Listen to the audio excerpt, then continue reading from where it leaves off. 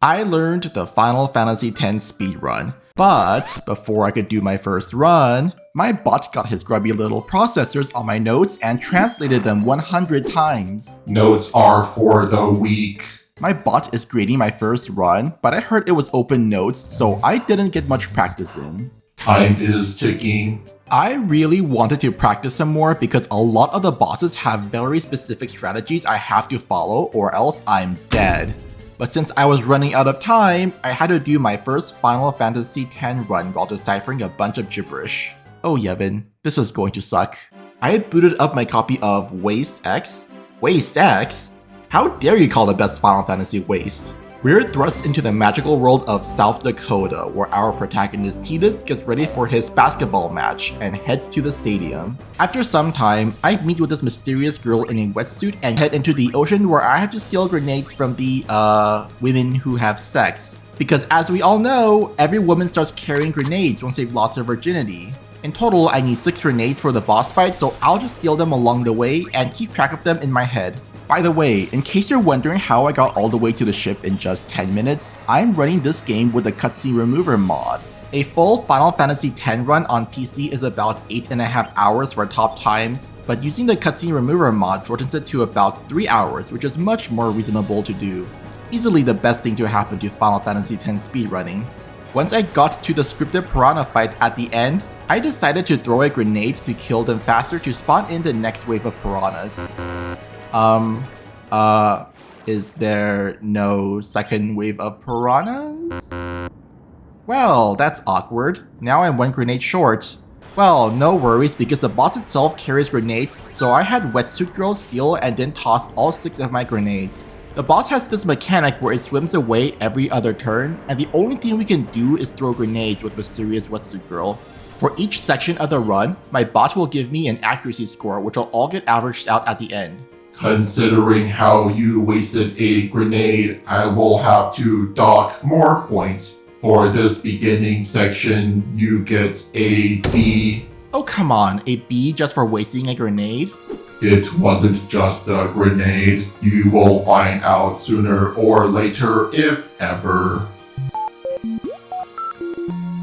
BossBot will also give me a separate speed score at the end of the run based on how long I take to finish. So I can play a section horribly slowly and still get a good score if I remember to grab all the important items and do the boss fights correctly.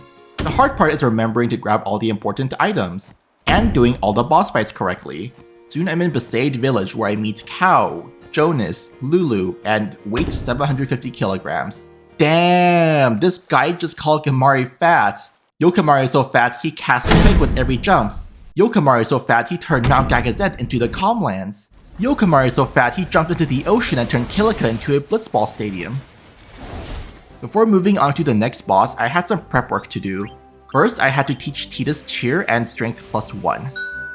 Then, at the tutorial fight against the Garuda, I had Valifer spam Thunder 6 times to fill up his overdrive gauge for later. Once I got to the ship, it was time for the next boss, the Sinfin, or as the guide calls it, the Schwenbein. Tidus and Lulu need the AP for this fight, so I had Tidus defend, swapped out Yuna for Lulu to have her guard, and then swapped Kimahri out for Yuna to summon Valifer. This fight is why I filled up Valifer's gauge. By using Valifer's overdrive, I dealt half of the Finn's health in 1 attack. Then after casting Thunder once and getting attacked by the Sin Scales, Valifer filled his gauge again, so I killed the boss with a second energy ray.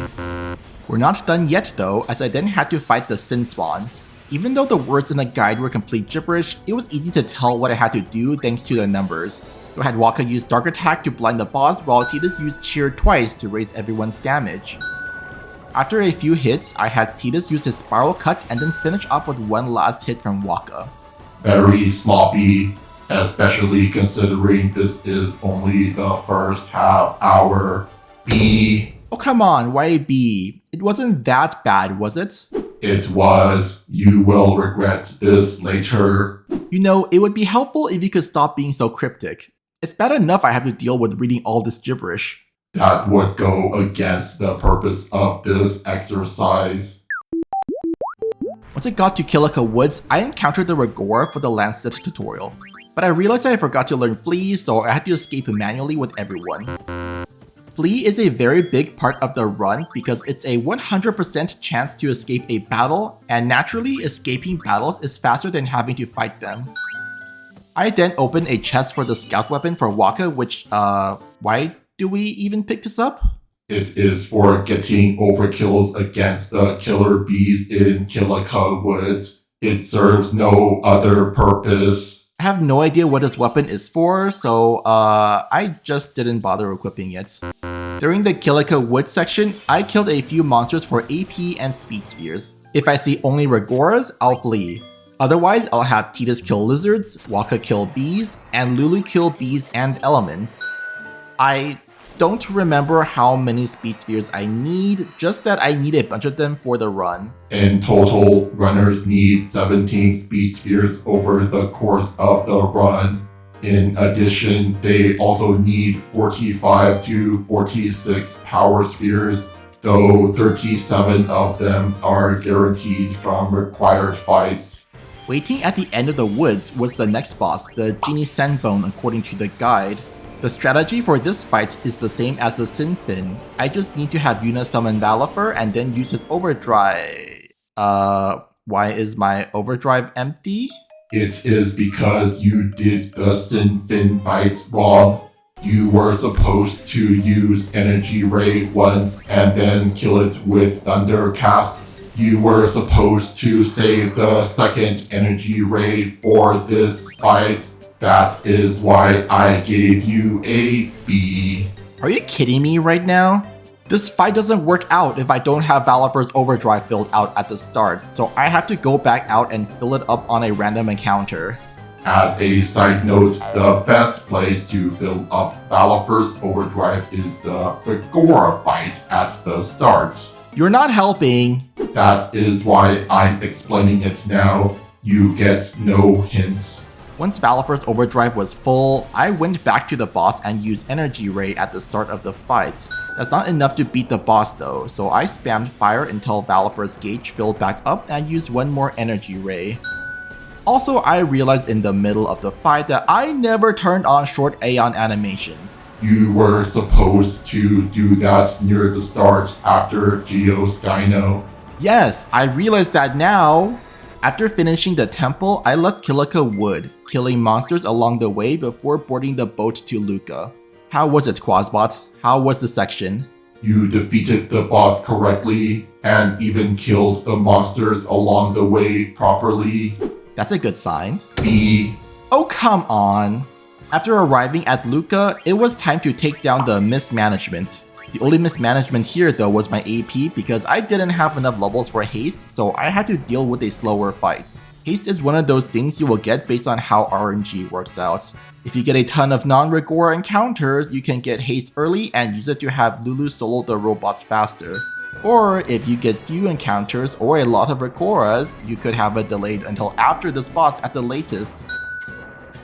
The fight ends quickly as I simply need Lulu to cast Thunder on the crane 3 times to activate it, and then I could kill the boss with a Thunder and an attack with Tidus. With that, I should have enough AP for haste. Why am I short?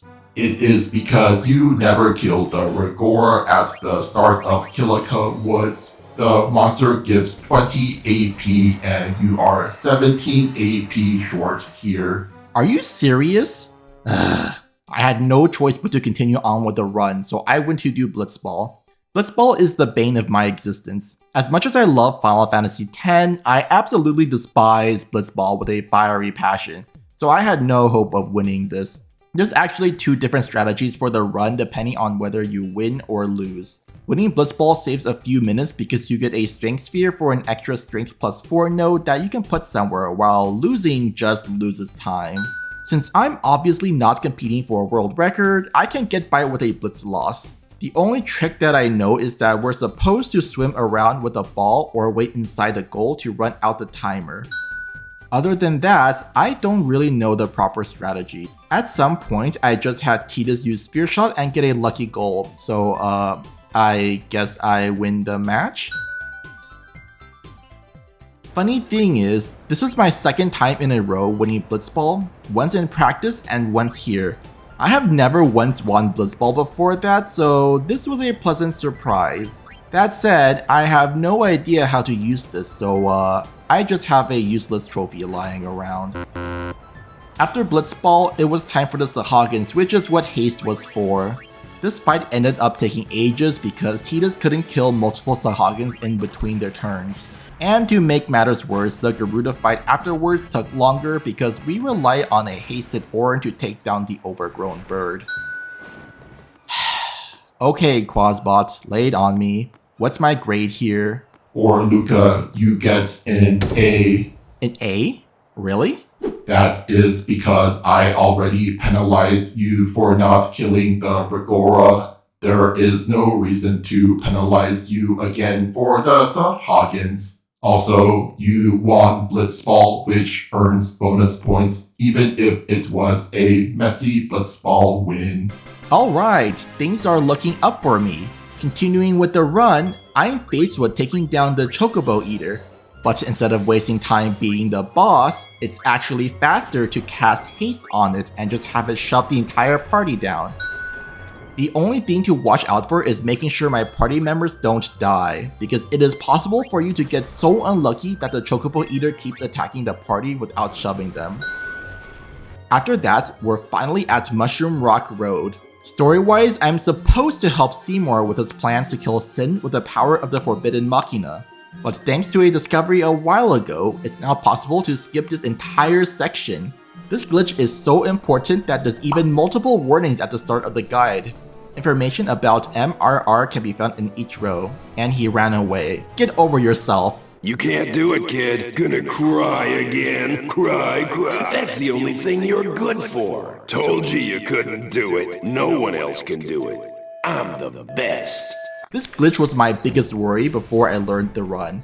I actually ran this game many years ago, back when we used to use trio of 9,999 for everything and even used Lulu bribe strats to get a bunch of fire gems. Back then, Final Fantasy X was one of the easiest Final Fantasy speedruns to learn because all you do is follow a script. The Mushroom Rock Road skip was the one thing I was expecting to take hours learning. But I managed to get it in about 20 minutes, so I'm confident I can get this.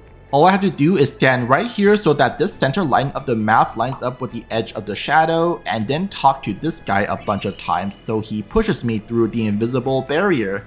Now I can just, I just soft locked.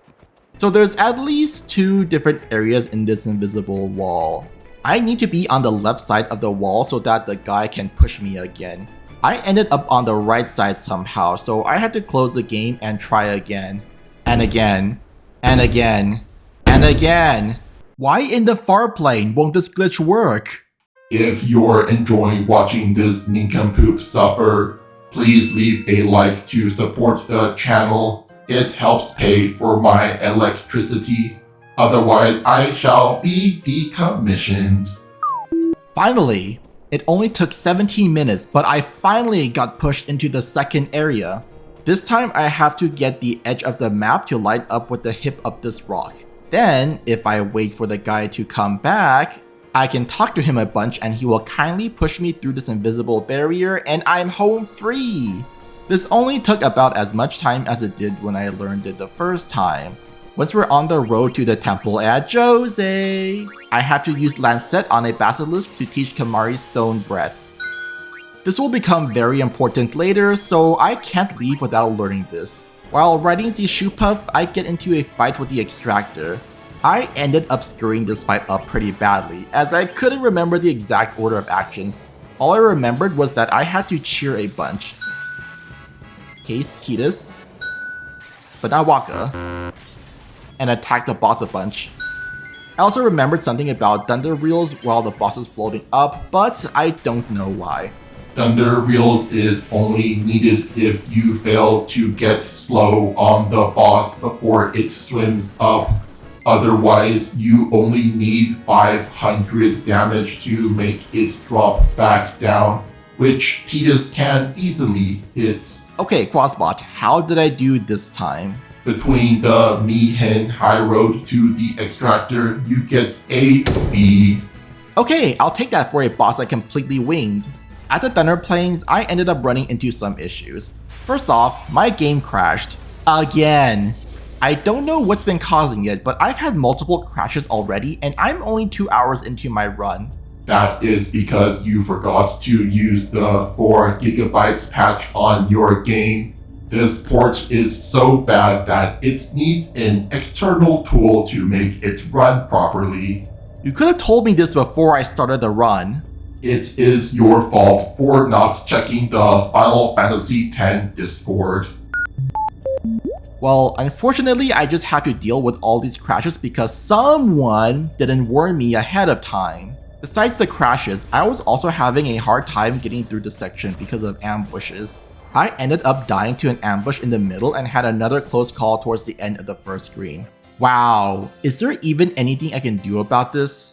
Allow me to explain a little bit about the Thunder Plains. Ever since Mushroom Rock Road skip was found, the chances of dying on the first screen of the Thunder Plains has increased dramatically, making this one of the scariest places in the speedrun. This is because at the end of Mushroom Rock Road, you can buy the Sentry for Orin, which has the Initiative skill. This skill prevents ambushes, making random encounters much safer. Needless to say, not having it drastically raised the chances of dying due to how low the party's HP is in a speedrun setting. Oh, good. So it's not my fault after all. No, it was absolutely your fault. You didn't get the HP plus 200 node, nor did you fully heal yourself between fights. The damage this time was low enough to survive. Shush. Once I reached the inn, I bought some grenades, though I don't think I need anything else. Also, just outside the inn, there's a yellow shield which is needed for later as this negates thunder damage. I also stole a lunar curtain from a larva and a light curtain from an iron giant for later. Later on in Macalonia Woods, I was searching for certain monsters to steal from. The Chimera was one, as I have a chance to steal an Arctic Wind. The other one was, oh no, I don't remember what it was. One of these monsters has a fish scale steal, which I would really like. At the end, I saw Owaka again and had to buy 2 weapons, but unfortunately my gil was somehow disgustingly low. Okay, this is the second time this has happened. Why do I have so little gil? Because you were supposed to grab the Hunter Spear from the guy on Mihen High Road. That weapon sells for 3,937 gil. Are you absolutely kidding me? No wonder I've been so short. Well, I had no choice, so I sold my elixir and used the money to buy a Sonic Steel sword for Tidus and a Shimmering Blade for Orin. The Sonic Steel is a really powerful weapon because it comes with First Strike, which means that Tidus now gets a free turn at the start of every battle. The next boss is the Sphere Morph, and this guy has an annoying gimmick involving element. It's always weak to a random element, so I threw a grenade with Riku, causing it to counter with Blizzard, which let me know that it's currently weak to fire. Unfortunately, I don't have any bomb cores on me, so I did a backup strat where Lulu casts fire to change the boss's element, and then threw another grenade. This time the boss casted fire, so I knew it was weak to ice. I had Riku use her overdrive mix to combine the Arctic Wind from earlier with an HP sphere to cast Winter Storm to kill the boss in one attack. Mixing the HP sphere from Luca together with either the Lightning Marble, the Arctic Wind, the Fish Scale, or the Bomb Core creates an attack that deals 9 hits of their corresponding elements to the enemies at random. 9 hits against Sphere Morph is enough to kill the boss. Oh no, Kamari didn't get any AP. Do I need any AP on Kamari? I don't remember. Just in case, I reset the game and redid the boss fight, this time with Kamari defending so that he could get some AP. With this, it was finally time to do some more sphere gridding. Funny thing about the sphere grid is that up until this point, the only ones who got any sphere gridding done are Tidus and Waka. Well, in my case, Waka got nothing because he was under leveled. But no one else's sphere grids were even needed up until this point. And even now, we're only doing some light sphere gridding. I couldn't remember exactly what to get, but I had Kimahri go all the way down to the level 2 lock in Riku's direction and grab the agility node. I then unlocked 2 level 2 locks so that I could teach Kimahri steal and use. Looks like resetting on Sphere Morph was a good call because I definitely wouldn't have had enough levels for this. I then gave him another agility node in Riku's area. Riku meanwhile gets 2 HP nodes. I remember these being bad, but I guess that's not the case anymore. The default Stoic Overdrive fills up based on how much damage you take and how low your max HP is. So Riku having low HP was very important back when we used to heavily abuse Riku's mix way back when. Now we don't use it as much, so the survivability is more important. I also had Tidus grab his Strength, HP, and Agility nodes, then unlock the level 2 lock. That should be everything needed in this section here. I also grabbed the Strength plus 4 near Mental Break, and backtracked a bit for the HP, Defense, and then continue on for Agility, HP, Strength, HP, Defense, and Strength. Just in case, I kept a save before the Sphere Grid and then went into the Crawler fight with a party of Tidus, Lulu, and Kimahri. Tidus is only here to let Riku take advantage of First Strike to go first. I had her throw 2 lightning marbles to destroy the negator floating around. I then had Kimahri and Riku each throw a lightning marble, getting them killed in the process. Lulu revived Riku so that she could throw another lightning marble, but Riku's supposed to fill up her overdrive gauge here. Whoops, guess I wasn't supposed to get the HP nodes after all. This boss is on a very strict timer as I can't survive Mana Beam. Something to note is that I'm now at the point where bosses are very strictly routed, making even the smallest mistakes can ruin the entire strategy, so since I can't remember what the proper strategy is, I'll have to improvise. If your pea-sized brain cannot get past a fight, I can give you the solution. Really? But in exchange, you will get an F on this section. I think I'll just try to figure this out on my own, thank you very much.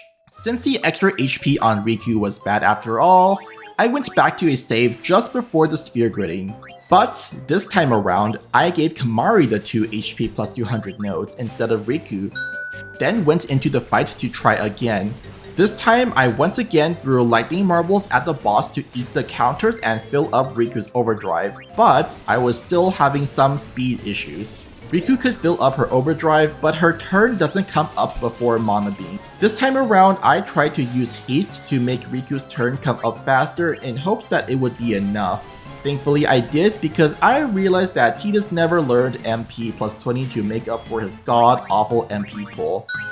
And there's no MP space anywhere along the way.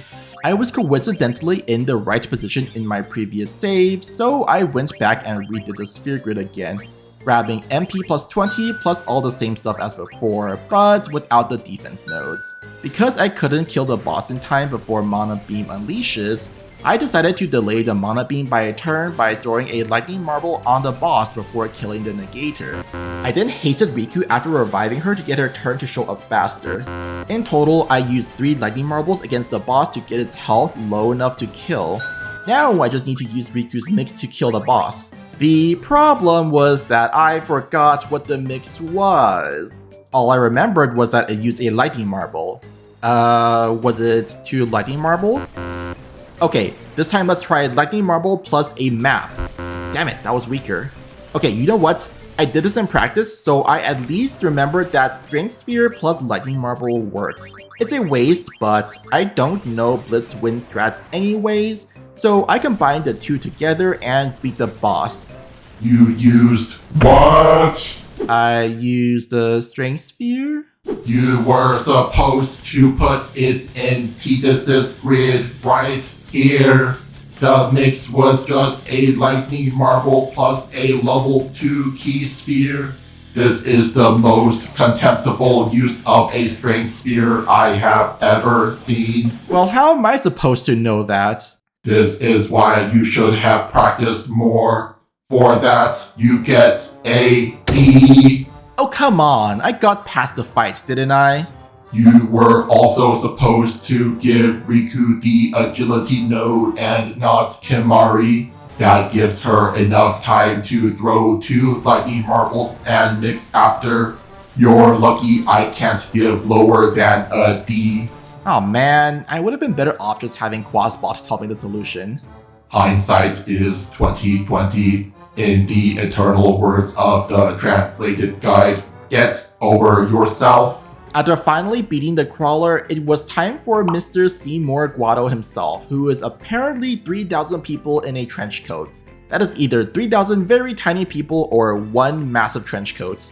I went into the fight with my trusty Sonic Steel and had Tidus haste himself since he's the MVP of this fight, and then talked to Seymour to raise his attack. I then had Tidus use Cheer, which was kind of concerning because I remember Yuna was supposed to get a turn first. Yuna then defends to get AP, and Kimari deletes the 2 guards with his Stone Breath Overdrive. Once Tidus' turn came back around, I attacked Seymour, which is supposed to be a one-shot, but for some reason it didn't work out. I must be off on stats after all. To fix this, I used Cheer again and finished Seymour's first phase, though unfortunately with Kimari dead. I then had Tidus spam attacks to defeat Anima. I also had Riku steal in hopes of getting silence grenades, but I got unlucky and got the far playing Shadow instead. Once Anima was down, I took out Seymour with Tidus, but unfortunately because Kimari is dead, he didn't get any AP, so I had to reset this fight. I tried to fight again, but this time I remembered to swap to the Brotherhood at the start of the fight. When Anima came around, I didn't end up having enough turns to steal because Yuna unfortunately died, so I had to continue without silence grenades. Once Seymour's turn came back, I sacrificed Waka and Lulu because they don't need AP and beat Seymour with Tidus' attacks. You have no idea how lucky you were. You were supposed to defeat Seymour's first phase before he casted Gandara. That way you can go into Seymour's final phase with just Riku and Tidus to fill Riku's overdrive, while Tidus takes 0 damage. Also, you were supposed to swap out Tidus for Waka before Pain to keep him alive, because dying causes him to lose all of his buffs. Oh, I mean, everything worked out in the end. Only because you got lucky. For that, you get a C. A C for Seymour? I changed my mind. You get a D. Worth it. The next boss, Wendigo, took me a few tries, partially because I had no Phoenix down, so I had to get lucky with my other allies not dying.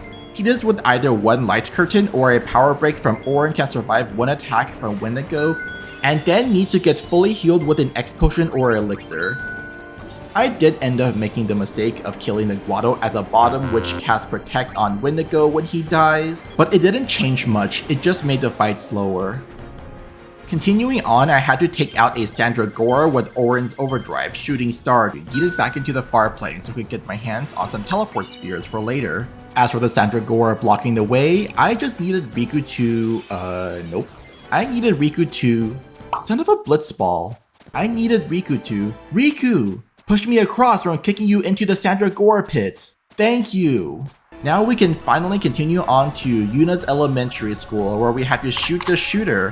Holy mother of sin, we really are in America. I guess now we know the origin story of why Yuna became a gunner in 10-2. The fights here are very straightforward as Tidus mostly solos the first fight with hasted attacks while the rest of the fights are done with Kimari using Stone Breath at the start and using Lancet at the start of the next fight to learn a new skill which completely fills his overdrive. You only made a few small mistakes in this section. Woo, things are looking up for me. But now here comes a big problem. Everray is next, and I very distinctly remember how precise this fight is. I have very little confidence in myself, so this is going to be fun. I started off by casting Haste on Tidus and then casting Cheer 4 times to boost his damage. In the meantime, Riku and Kimari were throwing items to keep the party healthy, but the timing for this didn't work out as I got Poison Breath before Tidus got much damage. Thanks to the Lunar Curtain Steel, I could keep Tidus alive, but even after I revived Riku, the boss turned Tidus to stone, which completely ruined the fight as it cancelled out all of Tidus' buffs. These actions all seem scripted, so I think I'm supposed to kill the boss in the turn after Poison Breath, but before the Stone Gaze. At this point, I remembered that I was supposed to have Riku's overdrive maxed out, so I had to go back into the hallway to get an encounter to do so. I was having a hard time getting the mix in because Riku kept dying before her turn. But eventually I managed to get Miracle Drink by mixing an HP sphere with a map, which gives the party a 100% critical chance. Unfortunately, this wasn't good enough, probably because I got the mix in so late, so I had to try again, but this time I gave Riku the HP nodes I tried to give her before. I also remembered I was supposed to swap to the Brotherhood sword in the middle of the fight. Wait, why is my damage lower? I don't know why my damage dropped so much, so I just stuck with the Sonic Steel. This time, I only had Tidus cheer twice and had him exclusively attack afterwards. With this, I just barely killed the boss right after getting poisoned. Now we can finally move on. Wait. Are you kidding me? I got the kill, but the poison killed me anyways, so it doesn't count. Because this imbecile cannot figure out what's wrong, let me show you, the viewers, what the fight is supposed to look like. With the missing agility node on Riku, she always goes before Everray, which means there is no issue with getting the mix in time. Tidus cheers twice to get his damage high enough, and then swaps to the Baroque sword, which he forgot to buy at the Thunder Plains shop, and attacks 6 times. The Brotherhood is water elemental, and Everray resists all elements, which is why it's a bad option. Kimari and Riku, meanwhile, need to use a Lunar Curtain on Tidus to reduce magic damage taken and keep him at full health. Now he just needs to attack Everray once after Poison Breath to win while just barely surviving. Okay, I think I figured out a strategy that will work. My issue right now is that Everray casts haste after its health drops below a certain point, and that combined with Poison Breath killing everyone except Tidus was detrimental. Instead of having Everray use Poison Breath while hasted, I decided to only attack 3 times to avoid the haste, and then had Tidus revive and heal up the party. This time, I got lucky with Everray targeting the rest of my party instead of Tidus and won the fight. Finally! That was an utter disgrace. You got lucky with the boss's targeting. See? Oh come on, cut me some slack at least. No excuses. You should have practiced more. Now that I've unlocked Bahamut in the Bavel Temple, it's time for the moment I've been dreading, which is doing Yuna's Sphere Grid. So up until this moment, I've been getting AP on Yuna, but she's been useless for the most part, and that's because of Bahamut. The Aeons that Yuna summons scale based on various factors, one of which is Yuna's stats, and Bahamut's special in that he naturally breaks the 9,999 damage limit. That's why I need to pump up Yuna's strength and magic stats to increase Bahamut's damage, as well as her agility so that she gets more favorable turn orders. Just a minor correction. Aeon stats also increase based on the combined total of Yuna's stats, but with HP divided by 100, MP divided by 10, and ignoring the luck stats. And how much this affects each Aeon is different. In the case of Bahamut, every 7 points in all stats combined gives you an extra 1 point in all stats, except luck. So other stats are important as well. Bahamut's strength also starts at 160% of Yuna's strength, so it scales very quickly. First things first, I had Auron go to the right to unlock 2 level 2 locks, and then had him learn Magic +3, which may seem strange, but trust me, it works. I don't think Yuna needs anything near her starting area, so I had Yuna warp to the Magic node or activated with a Friend Sphere. Whoops, the Teleport Sphere. Then I can use the Magic Sphere to add a Magic +4 node and get Magic +3, Magic +4, and Strength +4. Oh no, I already forgot where to go next. I went to the right and grabbed HP, Strength, and Magic. I then continued right and got Strength, Defense, HP, Agility, not this MP node, that's useless. HP, Strength, another HP +200, Strength, Magic, and then I unlocked this level 1 lock to get Strength and Agility. I think I need HP, Strength, not the MP, Agility, Strength, Defense. That should be good enough. Now we can go fight Isaru and his Aeons by just having Bahamut smack the ever-loving hell out of them. That damage seems a bit low. It was an overkill anyways, so oh well. When Isaru summons Bahamut himself, my Bahamut gets locked out, so I'll summon Ixion instead, who also hits quite hard, just not as hard as Bahamut. In the underwater section, I'm faced with the undead Everray, so in typical Final Fantasy speedrunning fashion, I can defeat it using 2 elixirs or 2 Phoenix Downs. At the hallway, I'm supposed to grind a bit by having Tidus and Yuna smack these robots, but her damage is a bit low. Yuna should hit harder than Tidus right now, so I definitely missed some points in strength. I went back into Yuna's sphere grid, but I wasn't sure what the next step was. I just remembered that I need to at some point warp to Tidus' strength +4 node next to Mental Break using a teleport sphere. After that, I need to follow Tidus' track and grab HP, strength, and agility. And now I'm out of power spheres, so I definitely used way too many of them somehow. I had no choice but to go around grinding for more power and speed spheres. I then got defense, HP, strength, agility, defense, strength, HP, strength, and agility. The sphere grid for this section and onwards changes depending on whether you won Blitzball or lost Blitzball. Needless to say, this dimwit did not follow either strategy correctly. Okay, I think my stats are good now.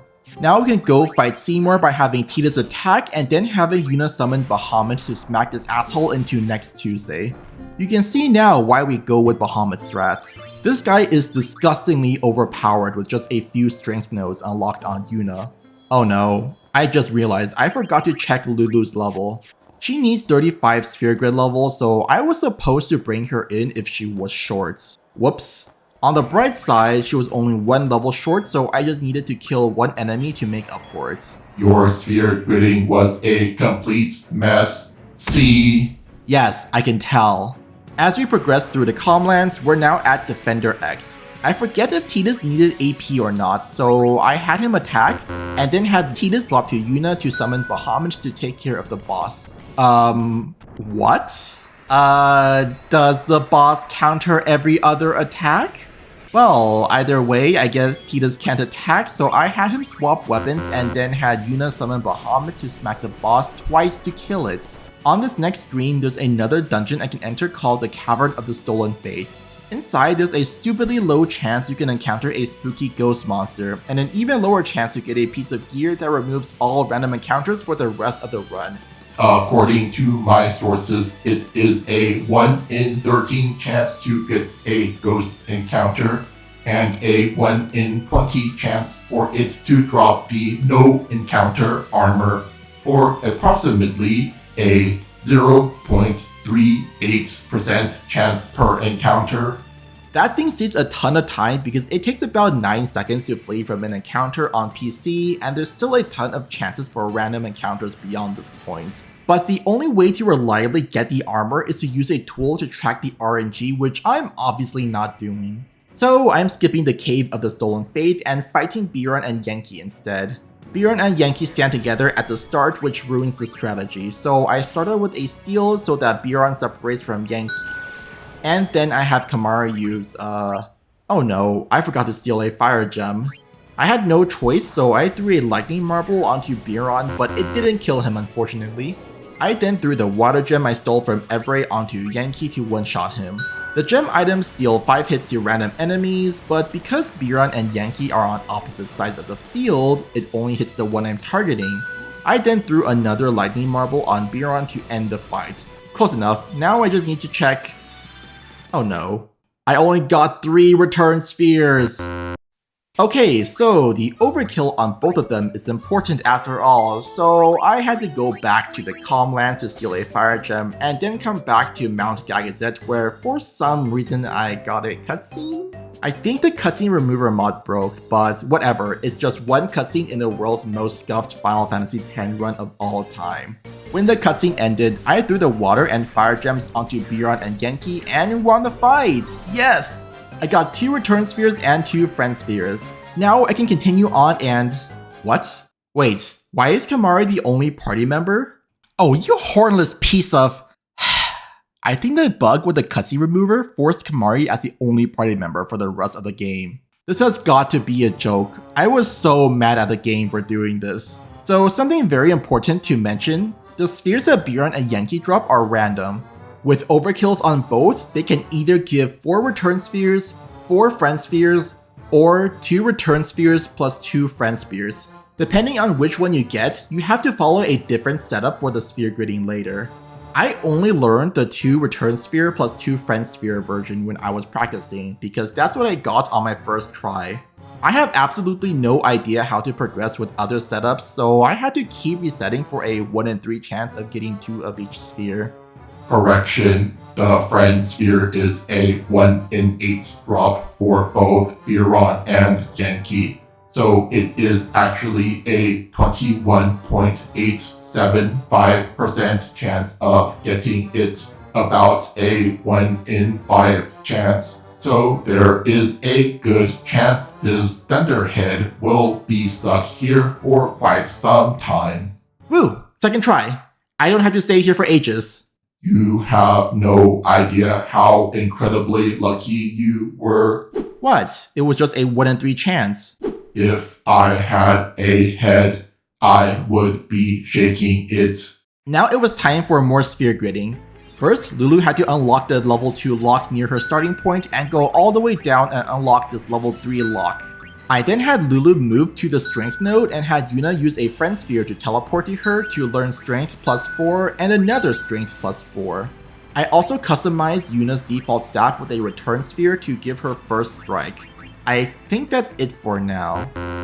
At the top of Mount Gagazette, I'm now faced with Seymour Flux. I went in with a party of Tidus, Kimahri, Auron, and then brought in Yuna. Now that Bahamut's so overpowered, I can just one-shot this guy with him. I said one-shot? Wait, what? He can just banish summons? I've never seen this happen. That is because you got a critical hit and killed him in 1 attack in practice. That was not the correct strategy. You could have warned me when I was practicing. It is your fault for not learning to read. Alright, so I need to figure out how this fight even works. So since I can only get 1 attack with Bahamut, I'm going to have to deal additional damage without triggering his automatic buffs. Just in case, I did some more sphere gridding to learn armor break on Tidus, then I had Lulu move further onto the grid so Yuna could warp to her with another friend sphere and got strength and agility. I started out the fight with armor break instead, but unfortunately the boss is immune, so there goes that strategy down the drain. I wanted to just bank on Yuna getting another critical hit like I did in practice, but that did not happen. I tried again, but this time with Tidus, Yuna, and Auron for my party. Since Seymour buffs himself after taking a certain amount of damage, I tried having Yuna smack him around a few times. With 4 hits, I triggered Seymour's Protect, so I was getting closer. I then summoned Bahamut and used Impulse to take out the boss, but I somehow only did around 20,000 damage. Yeah, not good. I tried again, though I went in with the wrong party, but I had Yuna smack Seymour 3 times to avoid getting Protect, and then just smack Seymour with Bahamut to kill him. That was pathetic. You get a C. Oh, let me guess. I get a C because I didn't get the no encounter armor. Negative. The no encounter armor is not recommended for new runners, so that was not even a factor. What? How did I get a C then? Because not only did you go into Seymour Flux with the wrong stats, you even reset Beeron and Yankee for 2 friend spheres, instead of just following the 4 return sphere strategy. Oh come on, I didn't have time to learn the other strategies, okay? No excuses. We're now entering the end of Yuna's pilgrimage to Zanarchin, but before continuing, I did some more grinding because I was still really low on power and speed spheres. It's a good thing Bahamut's so overpowered because I would probably be in a lot of trouble if I did the sphere gridding wrong with good old trio of 9,999 strats. Once I thought I had enough, I gave Yuna her other agility node and then had her learn fire with a black magic sphere so that I could warp her there with a return sphere. I'm going to slowly make my way towards the spare change skill for later, and along the way I got agility plus 4. There's also an empty node for an optional luck plus 4 node, but I'm skipping it. Beyond that, I think I'm done for now. Just outside Zanarchin, I'm faced with the Sanctuary Guardian who dies to 1 armor break from Tidus and 1 smack from Bahamut. Once I finally reached Zanarchin, I spent an embarrassingly long time trying to do the Zanarchin trials from memory. Against the Spectral Keeper, all I had to do is smack it with Bahamut twice. And then deep inside Zanarchin, I'm up against Yuna who dies to 3 smacks from Bahamut. As cool as it is seeing a jacked up Bahamut doing so much damage, these endgame strategies have gotten really lame as a result. So I'm just smacking around bosses a bunch. She was supposed to die from 3 smacks from Bahamut. Oh no, Bahamut's dead. This isn't good. It's okay, I can fix it. I just need Tidus to haste Yuna and smack around the boss a few times. There we go. Unfortunately, I didn't get an overkill, but at least I got through the fight. Or completing the sphere grid incorrectly and getting punished on the bosses as a result, you get a B. It was close enough, wasn't it? Come on, can't you curve it up to an A? Fine, I will give you a chance to raise your grade if you answer this question correctly without checking. What skill did you get from the malleable staff that dropped in the Yuna fight? Oh, I know this one. It's Zombie Strike. Every weapon that Yuna drops has a Zombie Strike skill, and it saves a bit of time for the final boss because we won't have to teach Tidus Zombie Strike as a backup. That is correct. You win this time. You get an A for this section. Woo, A. Before going to the next boss, I had to grab some more stats. Strength, not MP, agility, and strength. Also, I remembered Kamari needed agility plus 4 from some time ago, so I went ahead and grabbed that. For the fight against Sin, because he's so far away, Bahamut comes out and uses Impulse twice to deal enough damage to Sin's arm. After that, he does the same for the other arm. And then he comes out and uses Impulse against the... No, not that monster! I was supposed to target the Sin core to save time, but I misclicked and killed the wrong boss. Thankfully, it's not a big issue, it's just a small time loss. Now that I've gotten another return sphere, I customized Orin's Shimmering Blade to get first strike so that Tidus, Yuna, and Orin all have it for later. Against Sin himself, I had Bahamut Impulse at the start while he's too far away, and then smack the boss to win. Inside Sin, I had to fight Seymour one last time, so I summoned Bahamut and smacked him for... what? Only 12k damage? Okay, I have no idea what's wrong here, but clearly Bahamut isn't the solution.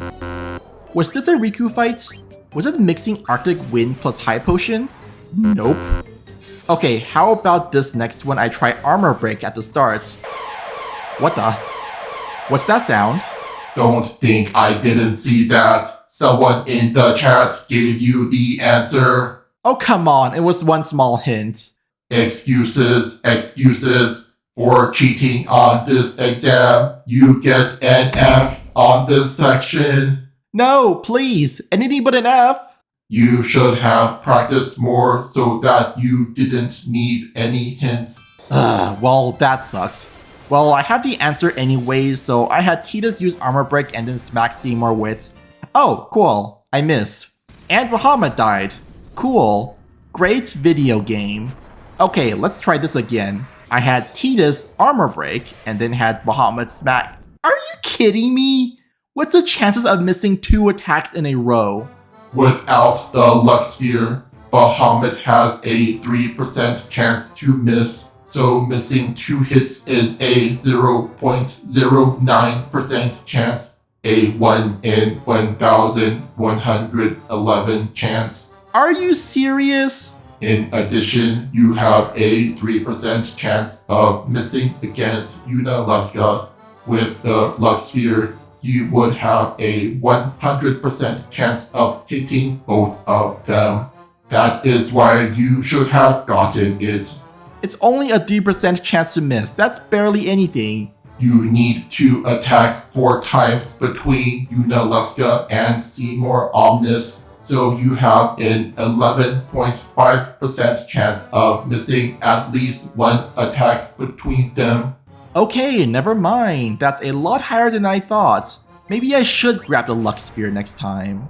There we go. At least I didn't miss a 3rd time. We're almost at the end. All we have left is Braska's final Aeon and then we're home free.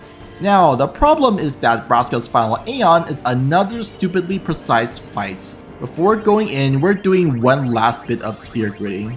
I grabbed... Oh no, I'm out of speed spheres. Well, it should be fine.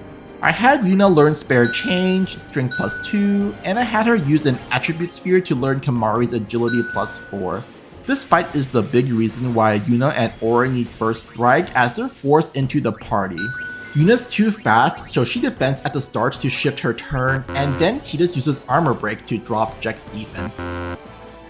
Now Yuna can summon Bahamut and have him impulse to push Jack's first phase and take out the pagodas. Okay, that definitely wasn't correct. Maybe I need more defense?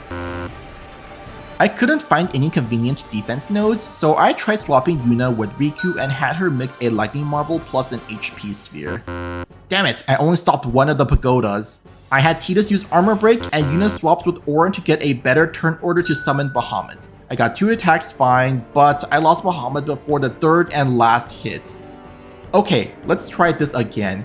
I had a bunch of stuff left over, so I used a Skill Sphere to learn Tidus' Armor Break, and then used a Return Sphere to collect that Strength and Defense node. I then had Tidus move to a Defense node and had Yuna warp to him with a Friend Sphere to learn it.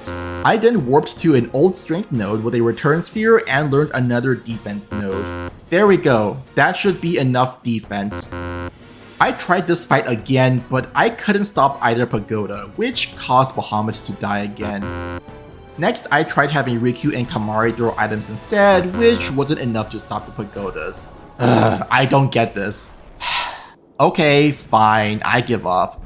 Bossbot, show me the answer. Pathetic. Here is the solution. Enjoy your big fat F.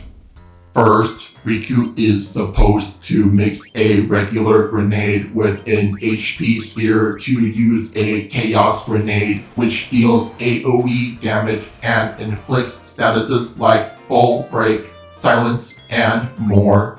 Next, Tidus needs to talk to Jack, which makes him skip 1 turn. Finally, you have Yuna summon Bahamut to attack the boss 3 times. What? I don't have a grenade on me. Yes, you have certainly screwed yourself on this fight. Wow, that wasn't even a useful hint. You can also... Okay, so since I don't have a grenade, I'm going to have to improvise a bit. I looked up a list of mixes online and found out that I can get a tall boy mix using a level 4 key sphere and an HP sphere for some big AoE damage. Unfortunately, this one only stops the pagodas and doesn't inflict debuffs, so I needed Yuna to use Armor Break instead. Hopefully this works out. I had Bahamut's attack, but unfortunately Jack already skipped a turn, so I got hit by a Jacked Beam. The boss is at least almost dead, so I tried to do what I could to salvage this. I had Tidus haste Yuna and then summoned Ixion. Ixion, go! Well, he at least took a hit for me. And Jack's getting closer to dying, so we're getting there. I was safe for now, so I had Yuna smack Jack and then Grand Summon Shiva to get rid of the pagodas for me with her overdrive. I wasn't sure if Jack still had armor break or not, so I tried having Yuna use it again. Wait, did I do it? Yes, I did it! By the way, the important thing about Riku's Mix is to get armor break on Braska's final Aeon, not killing the pagodas. The backup is to teach her armor break and have her use that instead. What? You could have told me sooner. I tried, but you interrupted me. Whatever, I'm at the end anyways. For the final fight, we're up against all of Yuna's Aeons who get possessed by Yu Yevon. Instead of fighting them normally, we'll just be throwing all our money at them like we're at a strip club. Pay to win, baby! In total, we need 20,000 gil for Valifer, 30,000 for Ifrit, Ixion, and Shiva each, and then we throw whatever we have left on Bahamut to one-shot them all with Yuna. With all the Aeons out of the way, we had to beat Yu Yevon. Since Yuna's the only one who got a zombie strike weapon from Yunalesca, I had her change her weapon mid-fight and then smacked Yu Yevon to inflict zombie. Now all we need to do is have Tidus throw a Phoenix down on him and we're done! Woo! 7.5 hours, alright. Congratulations, you have officially completed the world's worst Final Fantasy X run of all time. It wasn't that bad, was it? The slowest run on the leaderboard is 5 hours, 57 minutes, and 43 seconds. You are slower by over an hour. Okay, maybe it really was that bad. So what's the final verdict, Quazbots? First is your accuracy evaluation. In this run, you have received 3 A's, 4 B's, 3 C's, 2 D's, and 2 F's. In total, your final grade is a C. What? The fights were close enough, weren't they? Come on, that's gotta be at least worth a B. Your grade is final. There will be no curving. No! As for your speed score, you not only took more than twice as long compared to the world record, but you were also over an hour slower than last place. Needless to say, you get a big fat F. Come on, it's my first run. Cut me some slack. I have already factored that in. You still deserve nothing more than an F for that miserable performance. Ugh, I can't believe it. Okay, I'll do better next time. I am doubtful of that.